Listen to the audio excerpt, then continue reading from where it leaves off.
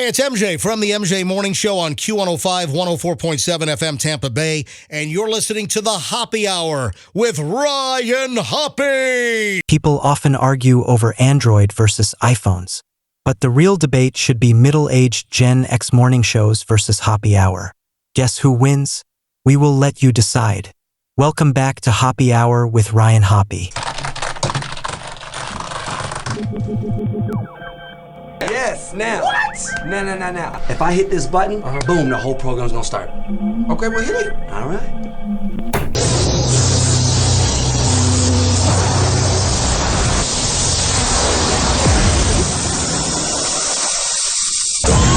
Now, something completely different. Smoke medical weed every day. The following thoughts on Hoppe Hour represent Ryan Hoppe and that's it. Listener discretion is advised. Live from Tampa Bay, you are tuned in to Hoppe Hour. He's the voice of a generation that got screwed by the baby boomers. Welcome back to Hoppe Hour. Hoppe Hour. Hoppe Hour.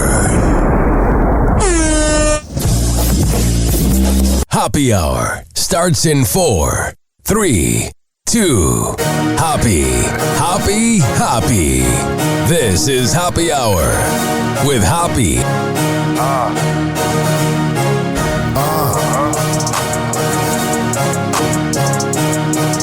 Where we at?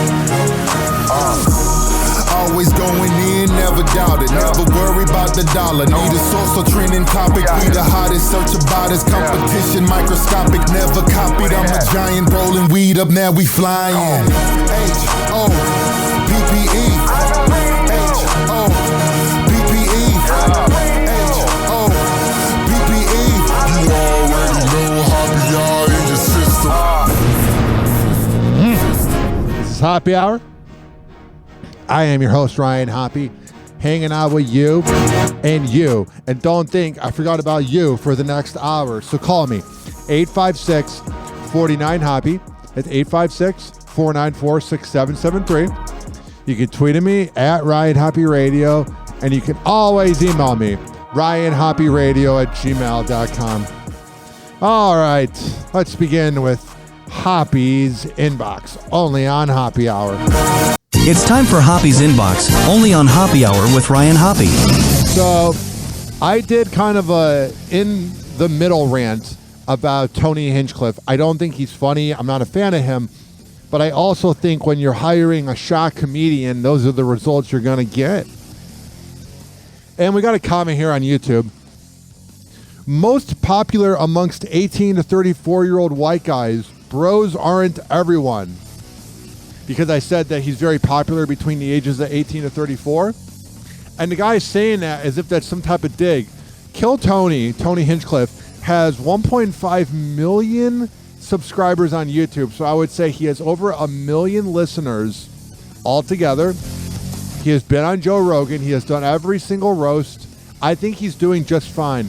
This is like the same old thing people used to say about Howard Stern. Man, when I was even little, I don't want to make people feel old, but like, I didn't really get to hear Howard the first time he was on FM radio. It was more when he went to Sirius. I was more of a fan of the shows he influenced, like Opie and Anthony and that. But people would be like, oh, it's for the trash bags or whatever. And it's like, man, if you can get people to listen to you and you can make a living from it, that's all that really matters. So that's kind of the thing with Tony Hinchcliffe is everyone's saying, oh, it's just a bunch of bros that listen. Yeah, he's got 1.5 million bros that listen, and he sells out arenas. I think he's doing fine. But I'm also not trying to make this an infomercial for Tony Hinchcliffe. Also, here's the thing, ladies and gentlemen, boys and girls. Yesterday was a monumental day for me. Here is my first ever traffic report on Beasley Media Group's Tampa Bay radio stations. And I was a little nervous, and I have a funny story about this. But I do 4 reports every hour. So every 15 minutes, I do a report. And then they air about twice an hour, but you just keep it updated. You look at Google Maps. You write down what's going on. And here's my first ever report. And I'll tell you guys why I'm playing this. I'm not just playing this because I'm a narcissist.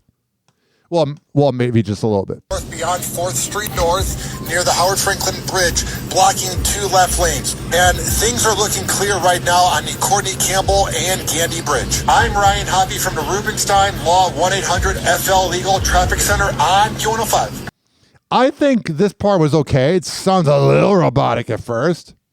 Right here, Bridge, blocking 2 left lanes. And things are looking clear right now on the Courtney Campbell and Gandy Bridge.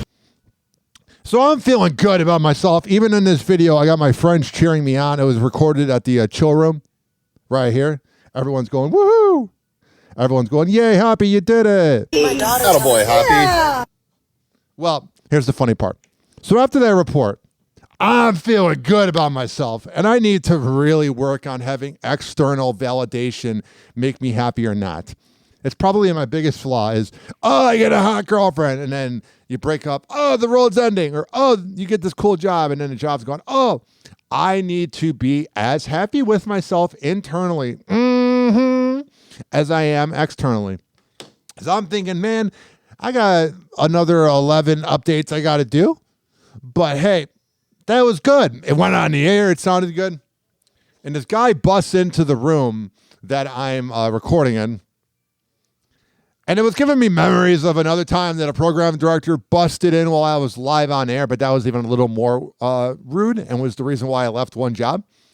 But anyway, I'm recording the next traffic report, and he goes, you need to talk softer, and da-da-da. And whenever people critique me, I just kind of don't respond and stoically just kind of stare at them like, okay, are you done? That was my first ever traffic report, talking to literally 1 million people at once.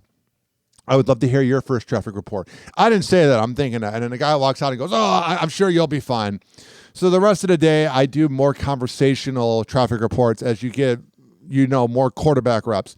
That was literally like being a baseball player and being at the plate, and the first pitch you ever swing at, you get like a base hit. Like, it was good, but it wasn't a home run. Like, it wasn't the best. So then the guy calls me. I'm like getting off of work at 7. I drink a lot of caffeine to be pumped up because it's a lot of energy you expel doing traffic reports because you don't realize how many people are listening.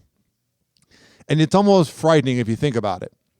Because there's one thing, if you work in shock jock radio and like you flub something, it's almost kind of expected because shock jock radio is bottom of the barrel, low IQ, high school dropout, GED graduate type of radio. And people will say I'm a shock jock, but I try not to be. But I'm saying when you work around that environment, a lot of times there'll be misspellings in announcements and that, and just things that like a normal high school dropout would have. What I'm saying is when you're doing the traffic report for country music radio, hip hop radio, classic hits, and classic rock, and talk radio, you kind of have to be a little more professional. And with my past of working with shock jocks, this is kind of a little bit out of my comfort zone, but I love doing it. So I'm a little caffeinated, just a little bit. A lot of bit caffeinated, actually. I don't know why I said it that way. And I'm driving down the road at like 7 p.m. last night. And the guy who busted in after my traffic report goes, hey, man, just want to say your last traffic report was really good. Like I could not believe how much you improved in 4 hours. And I'm like, man, thank you. I appreciate that. He goes, this is my favorite part. This just describes me as a person. He goes, because, like in the first hour, I wasn't sure if you're going to be good at it. You were kind of awkward. You're kind of walking over your words. It's kind of like you were reading it. Like, I wasn't really sure about it, but you sure, got better. It's like, wow, man. Thanks, I guess. Oh, it's so funny. And then he's like, I got to go, bye. And I'm like, oh. Like, if I would have, done that for 2 weeks in a row and I didn't get better, maybe, but it's very strange. My first ever traffic report on the radio. It doesn't live up to my standards. I'm like, alrighty. It's the political season. And a lot of people are complaining about getting political phone calls, political emails, political ads. I had to flip the channel during the World Series. Go Dodgers! I hate the Yankees. But we'll talk about the Dodger fans being morons in a second. But I had to flip the channel whenever it was the World Series because they were just showing political ads.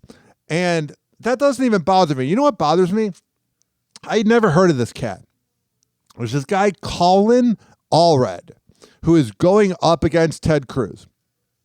And last week, he went, hey, could you help donate $25 to my campaign so I can beat Ted Cruz? And I'm all for beating Ted Cruz. But when you're asking people for money, especially in this time where there's inflation, and I know he's not in Florida, but people went through a hurricane, and we're just sick of seeing you guys. Nobody cares. Nobody's impressed. Oh, Colin Allred, you want my money. So I made a video about it, and he didn't respond, and he viewed it like the coward that he is because he knows that he's annoying, but he's a pretty boy. He's a former football player. He's a pretty, handsome African-American male with a beautiful wife, so he thinks he's better than all of us. And in some ways he is because he gets access to people's numbers. I've had 5 different numbers associated with this campaign asking for $25. Go kiss my ass.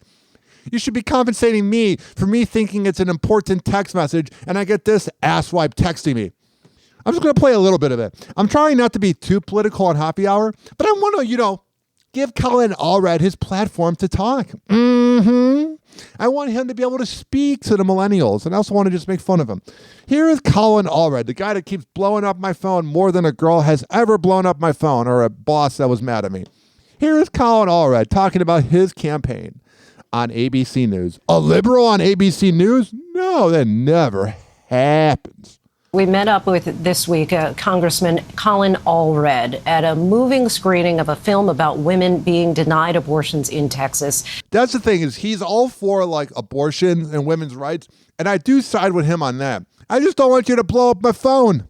It's the latest in our Race to November series. Allred hoping that this issue will help him pull out quite an upset in Texas. You know those really handsome politicians that have perfect white teeth and they just seem like they're such nice people, but they cheat on their wife and they're scumbags and they're imbeciles. I get that vibe from him. He's too perfect. Hey, Congressman, how are you? I'm good. How are you? Hi, Lindsay. Hey, Lindsay. Hi, I think you texted me 5 times today. Hey, Colin. Very nice to meet you. Yeah, nice to meet you. Grab your popcorn. The Senate race in the Lone Star State is a nail-biter. You want a popcorn also? Sure. I love watching these politicians in public. I'll take a popcorn. Kind of like when you watch Kamala Harris drinking beer at that place in Michigan. It's like, the microphone's on. Talking family secrets. They're so awkward whenever you put politicians in an everyday situation, especially Trump going as a garbage man the other day or his McDonald's thing. This whole thing needs to end. I hate politicians. I can't wait for a time, and I'm going to say it, where Gen Z and Millennial can run for president and for these positions. But these guys are not it. Shows the movie theater. A former NFL linebacker for the Tennessee Titans, Colin Allred, falls on the football. Allred knows how to crush the competition. Yeah, so pretty much he's a guy with CTE that thinks it's cool to blow up people's phones for money in tough times. Against the run, we got a tough job this week. We think that Allred can turn this all-red state blue? Yeah, he's probably going to lose, let's be honest here. That's not the first time I've heard that joke. Not the first time. Do you want to have sex later? That was original. Oh, man, I worked on that. Colin's got our back. Now a congressman, Allred is hoping to take down his biggest opponent yet as he vies for the coveted Senate seat held by Ted Cruz for 12 years.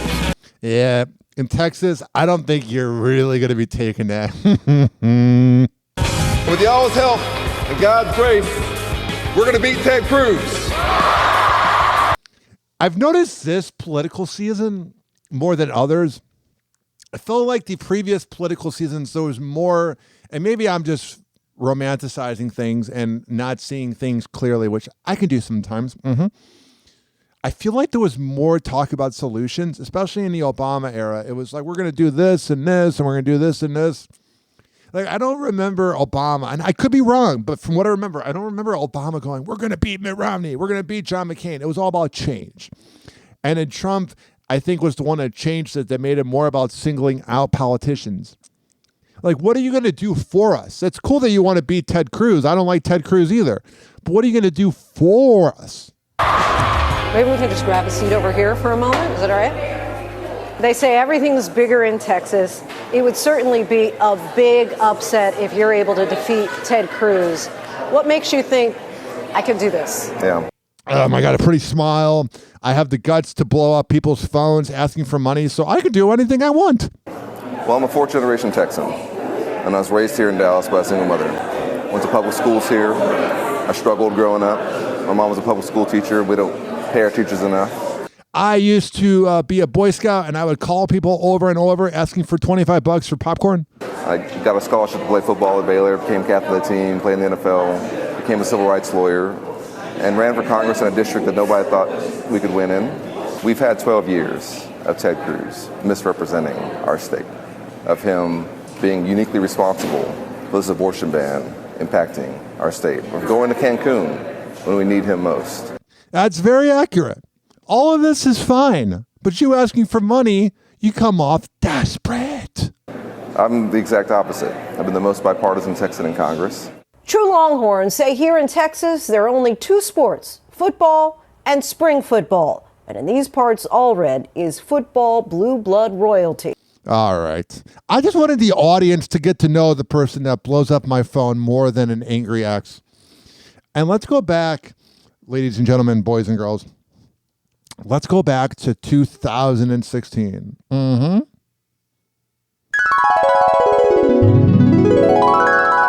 Here's the greatest video ever. Autistic Ted Cruz auditioning for The Simpsons. Hi, I'm Ted. With Harry Shearer retiring, I'm auditioning for any part I can get in The Simpsons. He said Simpsons. I can get in The Simpsons. Smithers, This is Mr. Burns. release the hounds. Excellent. Hidely ho, neighbor. Ned Flanders. Oakley dokley, neighborino. Sounds like Ted Cruz being Ned Flanders. One of the great exchanges between Homer and Lisa. But Dad, I'm a vegetarian. I don't eat animals. But Lisa, animals are so delicious. There's the animal we get bacon from, the animal we get ham from, the animal we get sausage from. Sounds like Ted Cruz talking about meat. It doesn't even sound close to Homer. Whoever in his campaign 9 years ago was like, yeah, this will help you beat Trump. You're an idiot. Dad, that's all the same animal. Oh, sure, Lisa. A magic animal that all the wonderful foods come from. It's supposed to be Homer Simpson. Kang and Kodos. In one the aliens. of the great classic episodes when they run for president. I'm running for president now, and it's really tough. Forward, not backwards. Upwards, not downwards. And always twirling for freedom. I love this. The comment here. Ted Cruz may have a face made for radio and animation, but he also has a voice made for silent film and pantomime. I have been told many times, I have a face for radio and I have a face for animation. That guy thought he was going to be president. That's a sign that you're mentally ill, that you're like me doing awful impersonations of The Simpsons. That's going to be what helps me win. He's the worst. So is Colin Allred, but he's just a little better, which is politics in general. Happy Hour. Happy Hour. It's time for Hoppe in the morning. RyanHoppeRadio.com. Happy Hour will be right back. Whenever we're going outside, all I smell is poop. In the nuts, and we'll call it a day. As a reminder, if you don't feel like listening to this next song, you can skip over it. But Ryan Hoppe of Hoppe Hour takes pride in his selection, so stick around, folks.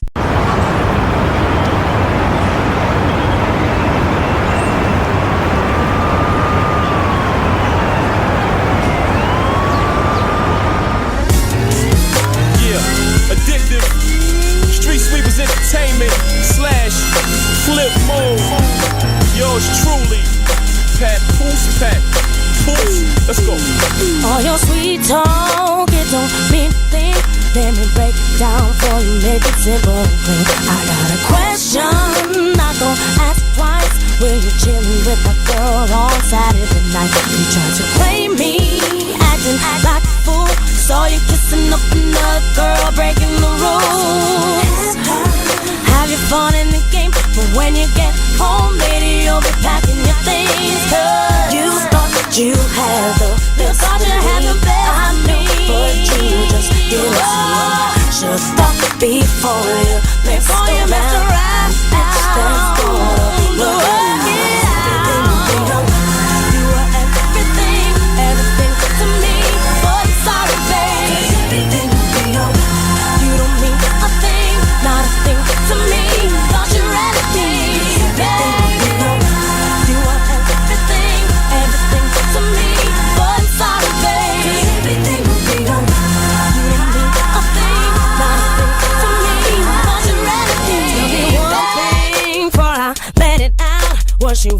problems that your ass be having now. But you can have her.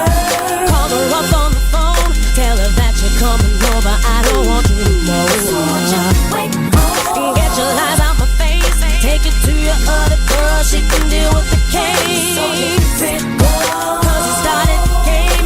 There's nothing more that you can say to get me to stay. You thought you had the best. You thought you had the best of me, but you just didn't see. Should thought before you messed around. That's gonna work it out. You were everything, everything to me, but sorry, babe. You don't mean a thing, not a thing to me. Thought you renegade, baby. You were everything, everything to me, but sorry, baby. Y'all know this is, Pat, Poose Pat. I want you to have all my children. You should feel honored. We live in the days of our lives with no Oscar. Even though I'm young and restless from all the drama, relationships is something like a soap opera. Cause if your man met you and left his ex-girl, what make you think he won't leave you for the next girl? Caught your husband creeping with the girl next door. It came back like a boomerang, you vexed girl. Equality is what keep me and my lady standing. So when I tell her she pretty, she tell me I'm handsome. If you and your man had a misunderstanding, let me bone your mind to this understanding. He supposed to teach you to understand him. So that's not a misunderstanding, that's a misunderstanding. He treats you like trash, somebody to treat you better. Cause one man's trash is another man's treasure. You thought you had the best of me. You had the best of me. I knew, but you just didn't see.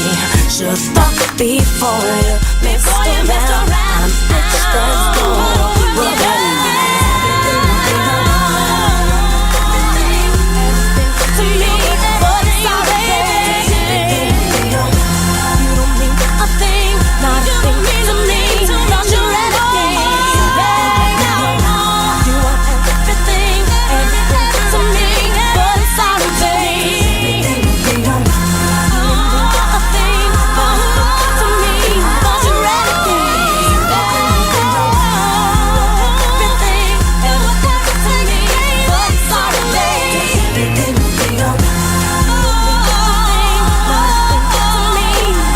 everything,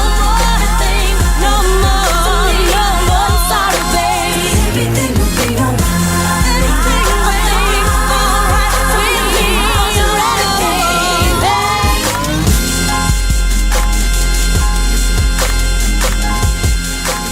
Hoppe Hour will be right back. Oh, yeah. This following segment has been brought to you by the best Delta 8 CBD honey around, DZBZ Honey, at dzbzhoney.com. When I tell you that they are the best Delta 8 CBD honey around, I'm a man of my words. At checkout, use keyword Hoppe, HOPPE, to save 20%.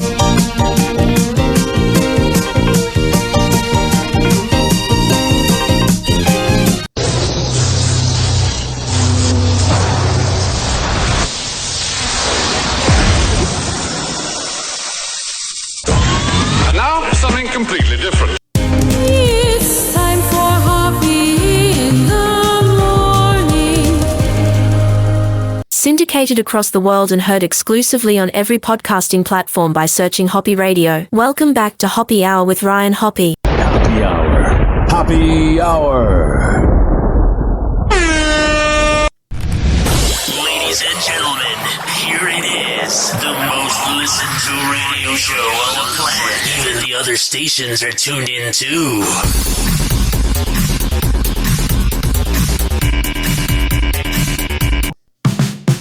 Hoppe in the morning. Tune in and you'll see. Ryan Hoppe's got the magic. It's live on your frequency. Hoppe Hour with Ryan. Start your day with a cheer. Turn that dial to Hoppe. We'll make your morning clear. Join us for the laughter, music and good vibes. Ryan's got the answers to brighten up your ride.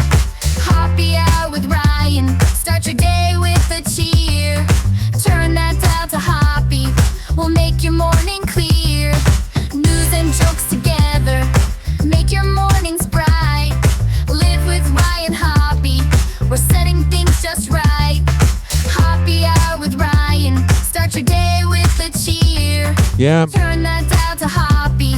We'll make your morning clear. 856-49-HOPPY. It's 856-494-6773. You can tweet at me at Ryan Hoppe Radio, and you can always email me, ryanhopperadio@gmail.com. This next headline right here really infuriated me. This is what you like to call a double standard. Ryan Clark, who is an African-American male who played in the NFL, he dressed up as Bill Belichick, a white guy. Now, it looks very much like the movie White Chicks. If I were to dress up as Ryan Clark, I would be canceled. Hell, in 2011, on Halloween, 13 years ago today, there was an underage drinking party I went to. And I wore a Kobe Bryant shirt, Kobe Bryant shorts, and Kobe Bryant shoes because I loved Kobe. And my friends go, "Do you want to put on blackface?" And I went, "No, I'm good." And those pictures still exist on Facebook. I'm not in them, but the point is the Facebook album from 13 years ago was there.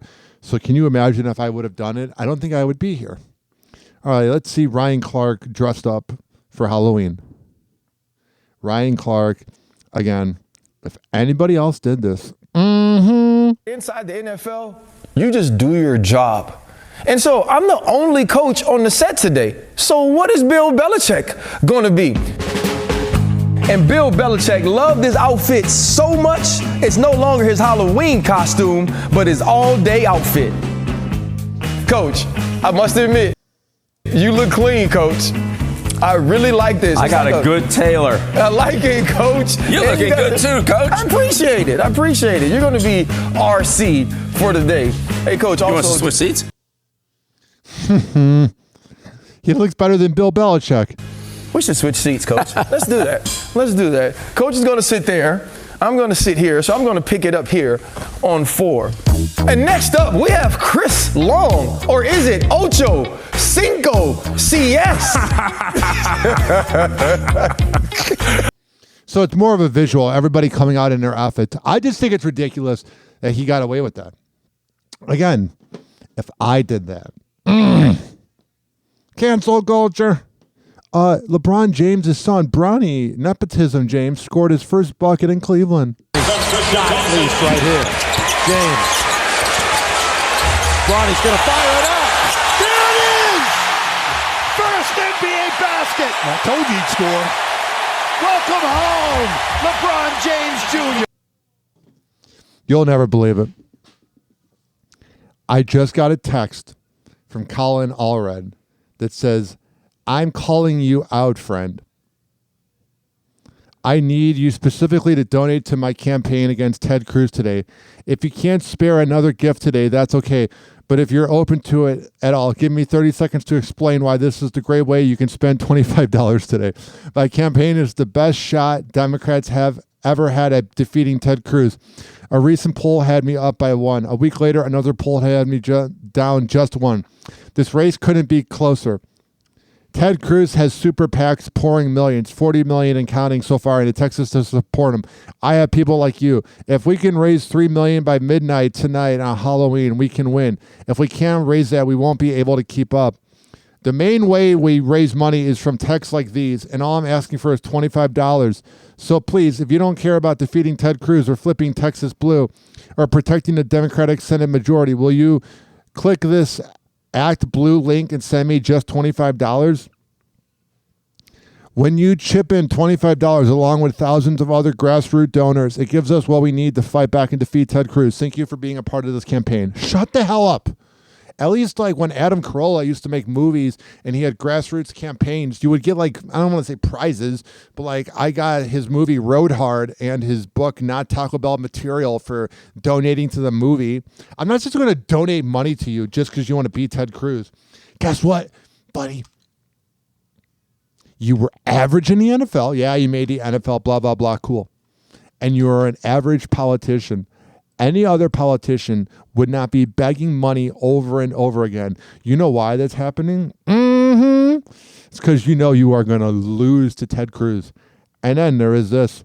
A bus exploded last night after the Dodgers won the World Series. Shows fire everywhere.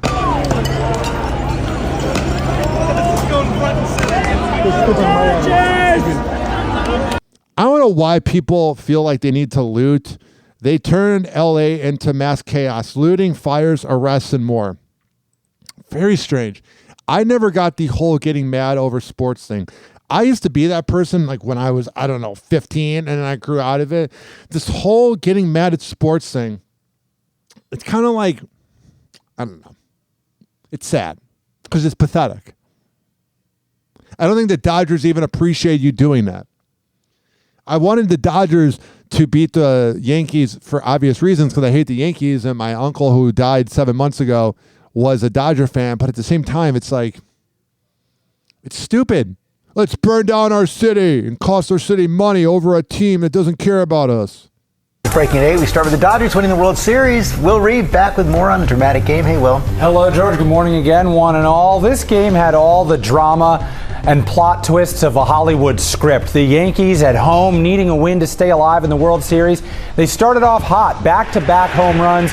One from Aaron Judge right there, and then Jazz Chisholm came up next, and then another in the following inning from Giancarlo Stanton. All of a sudden, the Yankees are up 5-0 on the Dodgers. Turns out that was a red herring. The fifth inning became a horror film for Yankee fans. Here's Judge dropping a routine fly ball. Then, after that, Jazz Chisholm misplays a throw to third base. That's another error. And then, later on, first baseman Anthony Rizzo and pitcher Garrett Cole miscommunicate at first base. Where are you? Add up all the errors and miscues, and that equals 5 runs for the Dodgers in that inning. They would add more later. They end up winning 7-6, securing the 8th World Series title in franchise history. The World Series MVP, saw him right there, Freddie Freeman. Who else?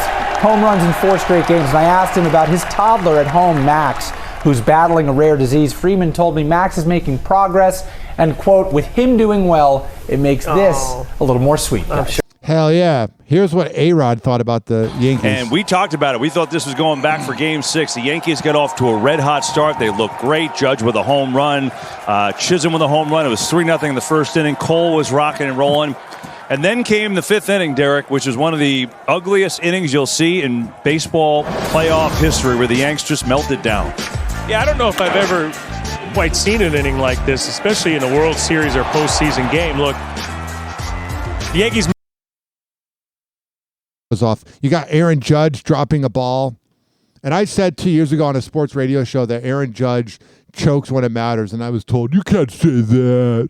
Made some mistakes. You can't make mistakes against a team like the Los Angeles Dodgers. That particular inning, you gave them 6 outs. Yeah. But I tell you what, you do have to give it to Garrett Cole.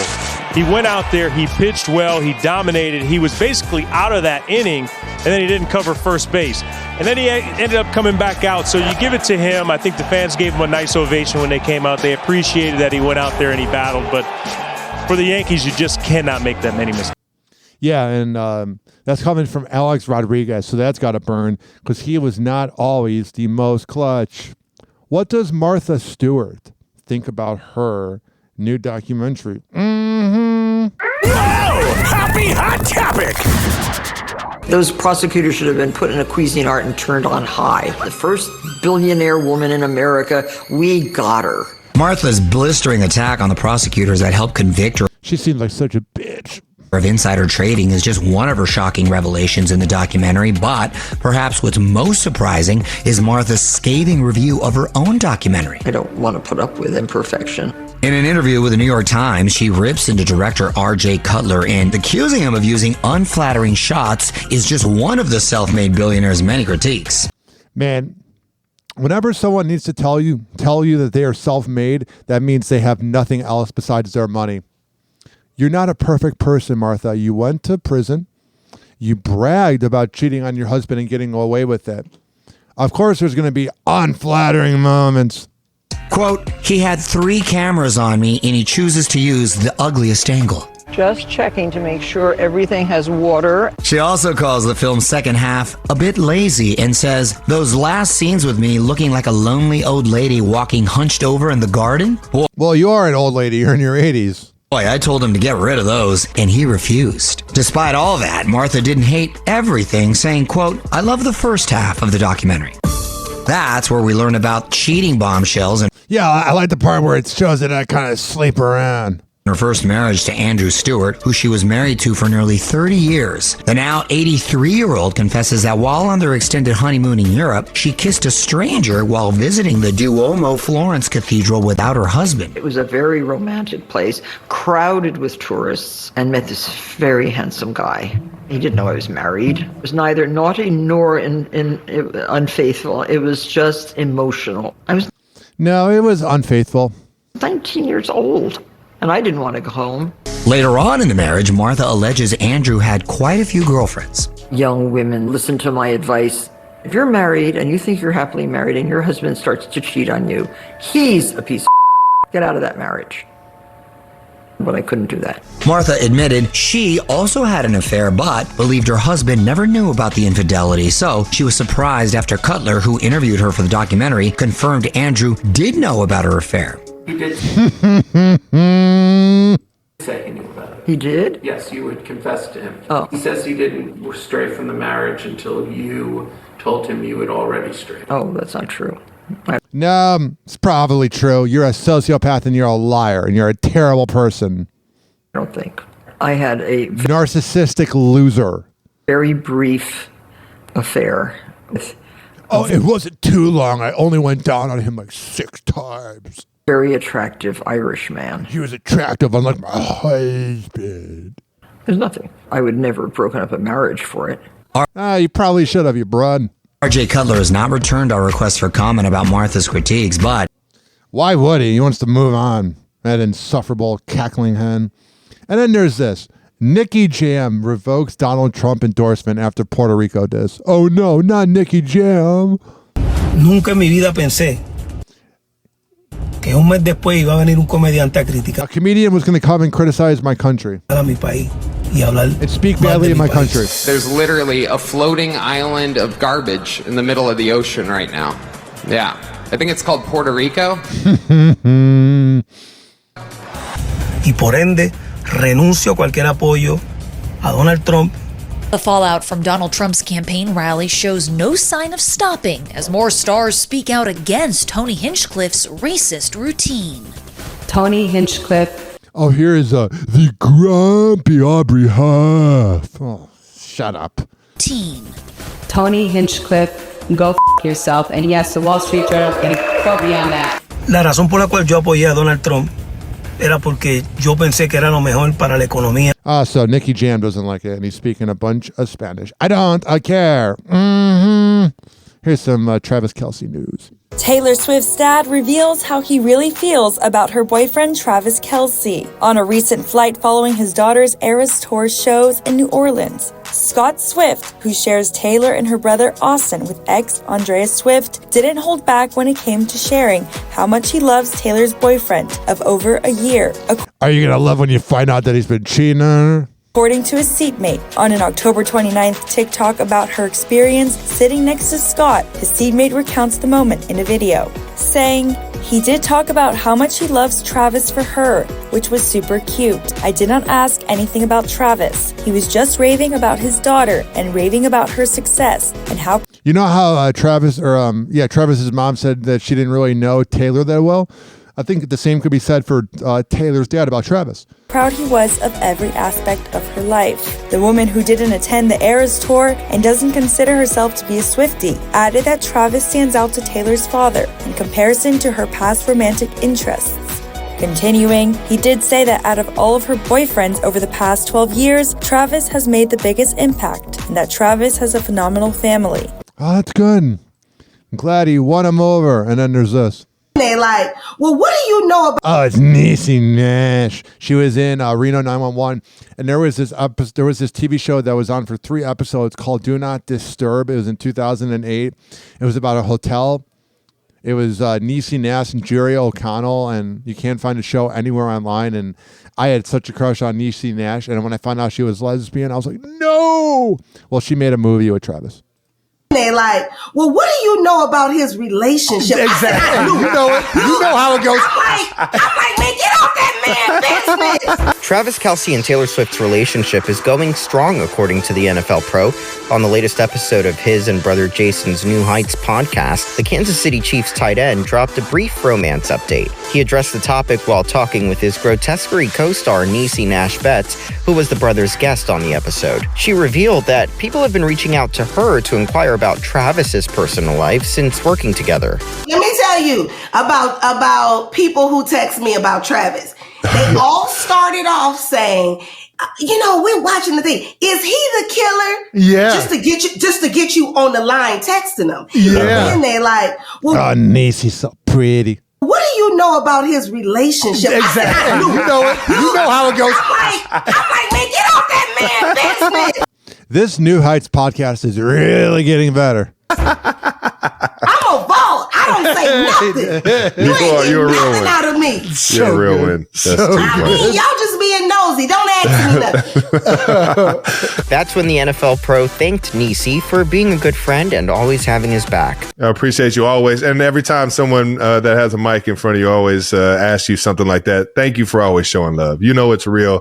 And you know that me and Tay are absolutely happy. And I appreciate you always making sure that everybody knows that. So thank you. Honey, I mind my black business. You understand me? I stay over here and worry about myself and what I got going. Hell yeah, you go, girl. And then there is this. Nelly hypes up Ashanti after she sings national anthem at World Series. You did a great job. Thank you, baby. You did a great job. Nelly hyping up his leading lady, Ashanti, after the New York native wowed Yankee Stadium with the national anthem at Game 4 of the World Series. Oh, say does that star-spangled banner yet wave?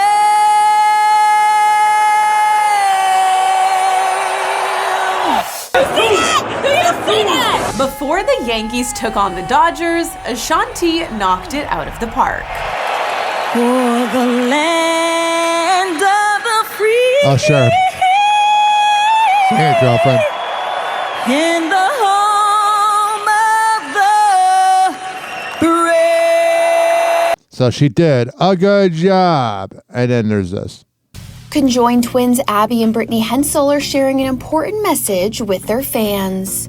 The TLC alums take to their TikTok October 29th to share a series of throwback photos decorated with patriotic stickers. Some of the pics include the sisters on an ice cream date with Abby's husband Josh Bowling and his daughter Isabella. I'm just going to be the one to say it because that's how I roll. How does sex work for them? As well as a family photo from their 2021 wedding, with Abby and Brittany captioning the carousel of photos, "Don't forget to vote." All right. I am sick and tired of hearing about everybody saying, oh, I voted. And if you're liberal and you tell somebody that you voted for Trump, then they don't like it. So the whole thing about, oh, I voted. They only like it if it's who you want them to vote for. Mm-hmm. Let's hear from Obama. They're very sensitive about this stuff. They're very stubborn about it. Barack Obama understands why Malia Obama wanted a stage name. When debuting her film The Heart at the 2024 Sundance Film Festival in February, the 26-year-old daughter of the former president and Michelle Obama opted to drop the last name Obama, instead using her middle name and going by Malia Ann. And according to Barack, who is also dad to 23-year-old Sasha Obama, her choice didn't surprise him, saying in an episode of the Pivot podcast October 29th, The challenge for us is letting us give them any help at all. I mean, they're very sensitive about this stuff. They're very stubborn about it. When he saw that Malia was choosing to be credited without her last name, he warned her that people would still know they were related. Yeah, but maybe, I just said that like us from the South. Maybe how do I word this? There might be a chance people won't know it's her. Because when you put in the word Obama, 50% of people are going to immediately, let's say she makes the best book ever, or the best painting, or the best TV show. People are going to immediately hate it because of her father, unfortunately. The only president I've ever voted for was Obama in 2012. And it makes you wonder, let's say you give a Republican talk show the latest coloring book from Obama's daughter. if it says Malia Obama, is Mike Gallagher going to be like, oh, I'm going to read this? Or is he going to be like, it's left-wing propaganda? But if you give him a book that says Malia, he's like, I'll give it to my grandkids. Malia, she's making movies. So she made her first movie. That's what I'm saying. And, you know, I'll be a dad, I'll brag a little bit. You know, Donald Glover. She's working with Donald. And, you know, her first film went to Sundance and all these fancy film festivals. I really want to meet him. And she didn't use Obama as director. On the credits, it said Malia Ann. She used her middle name. Yeah, I wouldn't know. If I went to go see that movie on a date, I wouldn't know. I can see why she's doing that. Didn't put Obama on there. I was all like, you do know they'll know who you are. Right. But it keeps you a little anonymous. She's all like, you know what? I want them to watch it that first time and not in any way have that association. So yeah, you got a pretty polarizing dad that a lot of people hate because of his skin color. I can see where that might be an issue. I think our daughters go out of their way to not try to leverage that. But still, Barack has noticed that his daughters have gained more public attention since entering adulthood and exploring their passions. Now, as they've gotten older, there's been some paparazzi stuff going on, and it drives them nuts, you know, because their attitude is we're not looking for all that. Man, it's so nice to hear like just someone talk very proper and smart. You got Kamala, and then you got stupid Trump. And then we had the cackling hen, Hillary Clinton, and then we got Joe Biden who can't talk. I know he's got a stutter, blah, blah, blah. But it's so nice to just hear someone just talk normally. So they're grounded. For Barack and Michelle, who are also working in Hollywood with their film company Higher Ground Productions, making sure that Malia and Sasha were able to have a semi-normal childhood was very important, with him explaining one of the reasons he was hesitant to run for office in the first place was... The thing, though, is I think Michelle didn't want him to run because they supposedly did not talk during the whole time he was in office. The fear that their daughters might end up weird, but he was thankful that for the majority of his presidency, the White House press pool kept the focus on him and There's a comment that says here, you can't hide that privilege, girl, but you can try. Left his daughters alone. Growing up, the press was pretty good. You know, I basically made a deal with the press pool at the White House press corps. I said, you can follow me around, you can talk about me, you do whatever you need to do. Leave my children alone because he did a really good job with that. Because they have the right to grow up. They didn't choose this, right? Let them grow up. And to the credit of the press, they did leave them alone. That's good. You're father of the year. Here's speaking of liberals. All right, we'll start with Jon Stewart. On Monday, the comedian made a big announcement about his Daily Show hosting gig. This is my last show before the election, but not my last show. I'm coming back, baby. We're doing. I love how people thought he wasn't going to come back. I watched a little bit of it the other day. It's not bad, but he doesn't make fun of Kamala enough. He makes fun of Trump and that, but it's like, I'd give it a B+, a B, maybe a C+. It just doesn't feel like he's making fun of her because he wants her to win. Like with Biden, he was probably trying to force Biden out because in the spring, he was really making fun of Biden. That's right. John's going to be staying on as host and executive producer for the long-running Comedy Central show at least through December of next year. Okay. He'll be here through 2030. What else has he got? Okay. Sticking to what else has John Leibowitz got his real name? Manning the desk on Mondays only. All right. That's right. Okay. Alrighty. So we got that going on. Speaking of liberals. Arnold Schwarzenegger is confirming his choice for the White House. The Republican and former California governor announced his decision to vote for Kamala Harris and Tim Walz in the 2024 election. He would like Kamala. You know why? She's got a husband that cheated on his wife with a nanny. And what did he do? Cheat on his wife with a nanny. Explaining in a lengthy and searing social media message on October 30th that despite his party affiliation, he believes the Harris ticket is the best way to, quote, turn the page away from what he called, quote, 4 more years of BS. Oh, wow. That's so edgy of you, Arnold. Should Donald Trump get reelected? To someone like me who talks to people all over the world and still knows America is the shining city on a hill, calling America a trash can for the world is so unpatriotic, it makes me furious. Oh, are you that mad, Arnold? Or is that because of the steroid effects from using 50 years of steroids? He wrote in part an apparent reference to Trump's recent rally comment in which he called the U.S. a, quote, garbage can for the world. Schwarzenegger clarified that he has issues with both Republican and Democratic policies and disagrees with much. I love how in the past he said, screw your freedoms, but now we need to bow down to Arnold. Much of Harris and Walz's platform, but despite wanting to, quote, tune out from the political discourse, he noted that he is ultimately an American first. Whatever. No one cares. Let's see. What's going on with Olivia Rodrigo? Watching the video back is pretty terrifying.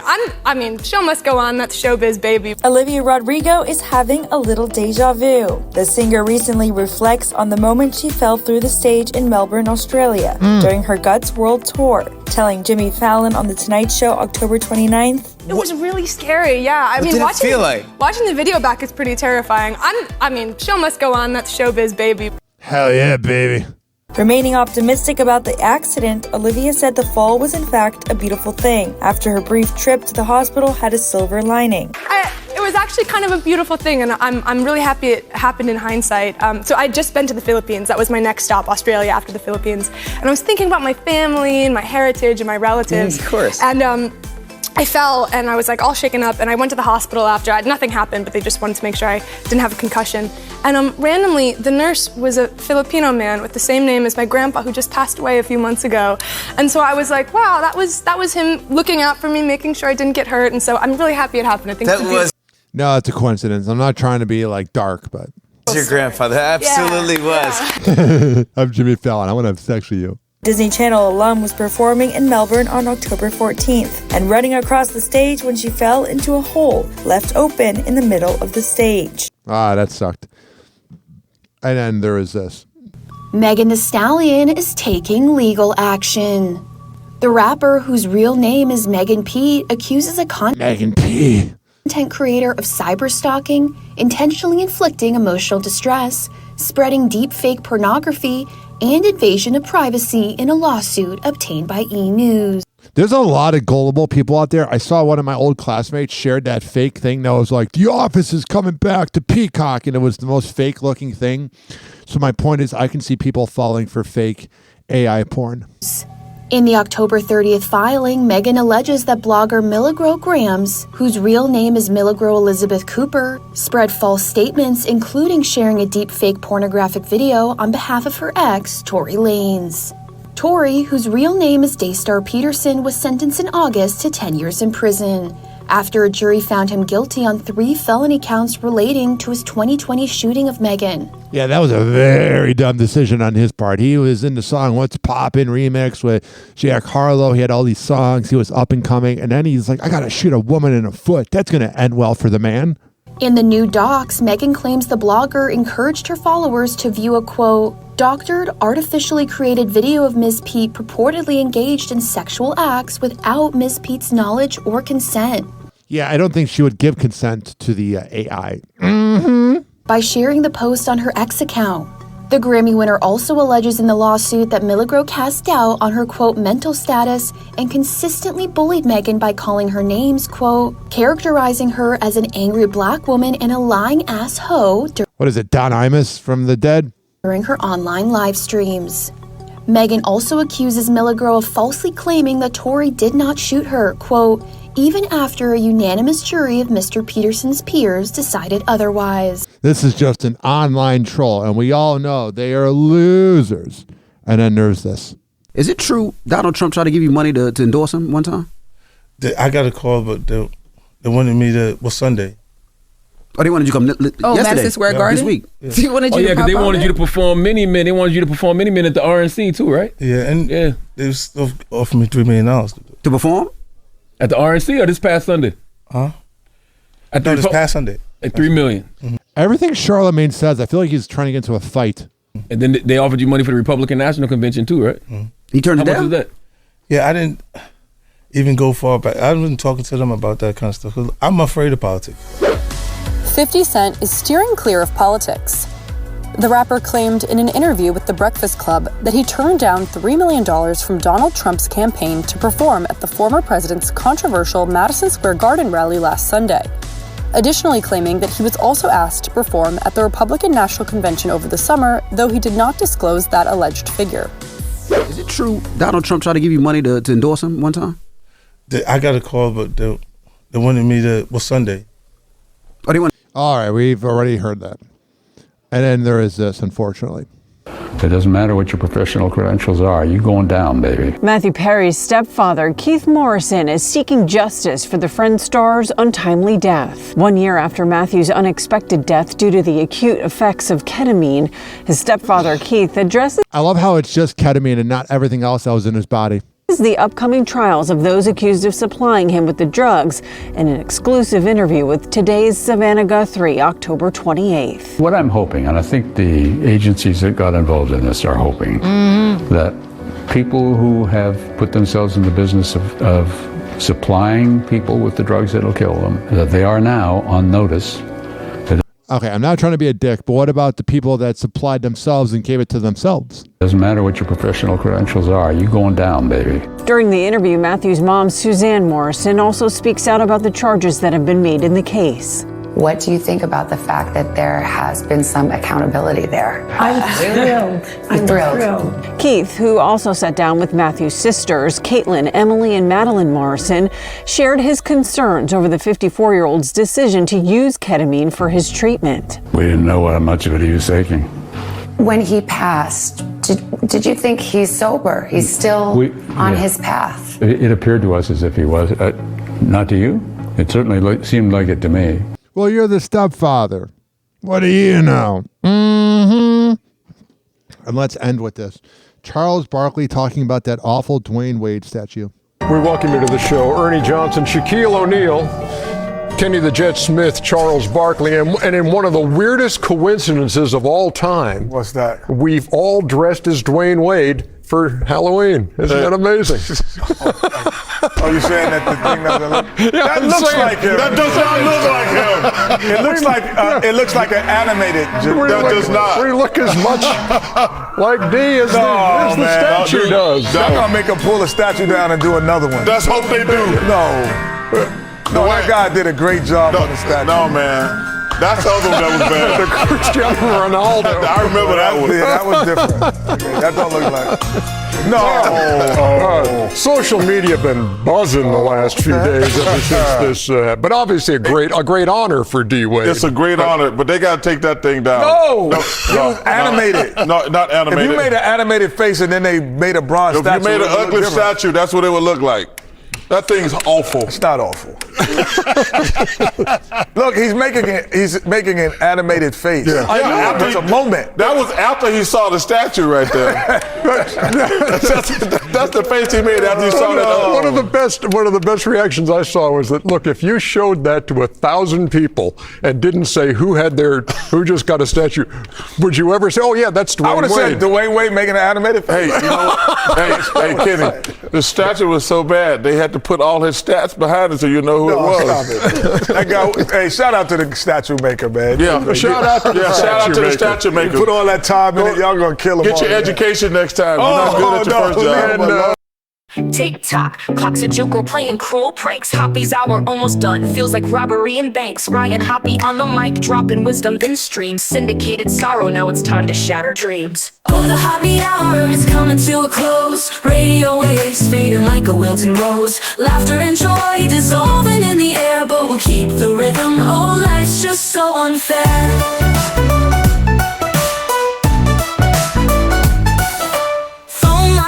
But the laughter's growing dim. Eardrums mixing Hoppe like fingers without rings. DHX to FM, shoutouts hit the street, but soon the sound will vanish like shadows in the heat.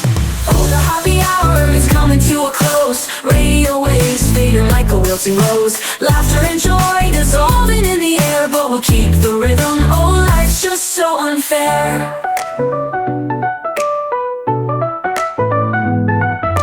Phone lines buzzing, but the laughter's growing dim. Eardrums mixing Hoppe like fingers without rings. DHX to FM, shoutouts hit the street, but soon the sound will vanish like shadows in the heat. Oh, the Hoppe hour is coming to a close. Radio waves fading like a wilting rose. Laughter and joy dissolving in the air, but we'll keep the rhythm. Oh, life's just so unfair.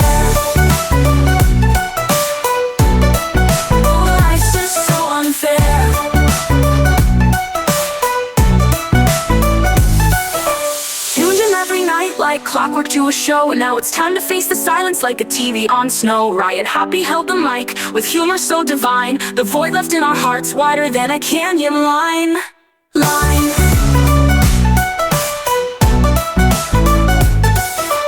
Empty speakers, silent vibe coming to an end, like a roller coaster stopping round the river's bend. Hoppe's jokes and jabs, these are daily grind. Now silence louder than the thoughts we can't rewind. Oh, the Hoppe Hour is coming to a close. Radio waves fading like a wilting rose. Laughter and joy dissolving in the air, but we'll keep the rhythm. Oh, life's just so unfair. The Hoppe Hour is coming to a close. Radio waves fading like a wilting rose. Laughter and joy dissolving in the air, but we'll keep the rhythm. Oh, life's just so unfair. Hoppe Hour. Hoppe Hour.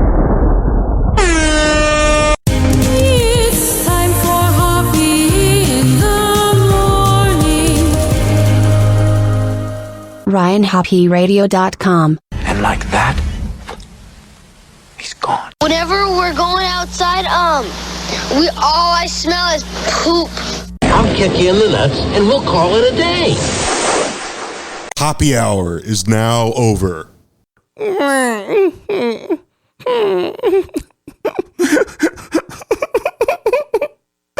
Hoppe Hour is now over. Game over.